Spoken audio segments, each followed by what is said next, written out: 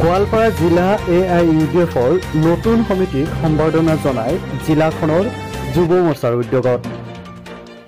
জিলা যুৱ মৰ্চাৰ সভাপতি ইছাদুল ইছলামৰ সভাপতিত্বত AIUDFৰ নতুন সমিতিক সম্বৰ্ধনা জনোৱা হয়। জিলা যুৱ মৰ্চাৰ সাধাৰণ সম্পাদক সাংগঠনিক আজাদ আলীয়ে সভাৰ উদ্দেশ্য ব্যাখ্যা কৰাৰ লগতে সম্বৰ্ধনা পৰ্ব পৰিচালনা কৰে কাৰ্যকৰী সভাপতি লুৎফৰ ৰহমানে। AIUDFৰ কেন্দ্ৰীয় সমিতিৰ সাধাৰণ সম্পাদক আব্দুল হাই সভাখনত উপস্থিত থাকি বক্তব্য প্ৰদান কৰাৰ সমান্তৰালকৈ উপস্থিত থাকে AIUDFৰ কেন্দ্ৰীয় সমিতিৰ যুটীয়া সম্পাদক আবুল কাছেম মোল্লাও।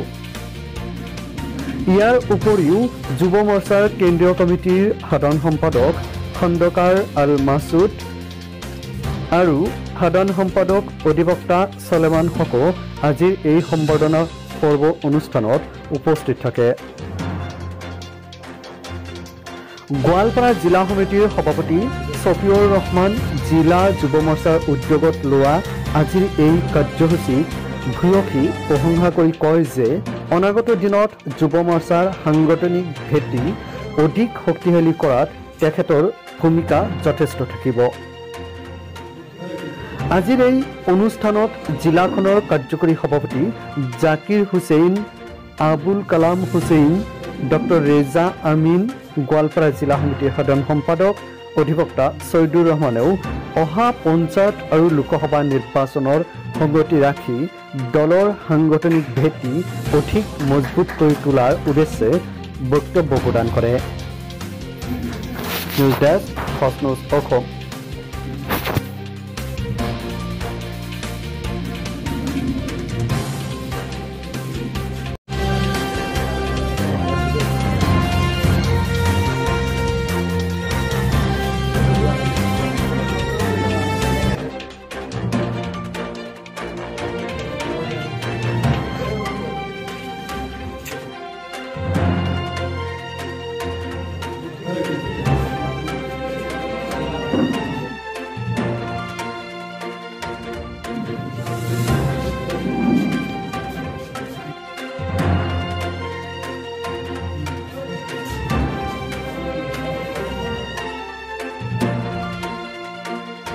সত্য আৰু নিৰপেক্ষ, আপোচবিহীন আৰু অপ্ৰতিৰোধ্য সত্যৰ সন্ধানত আমাৰ অবিৰত যাত্ৰা।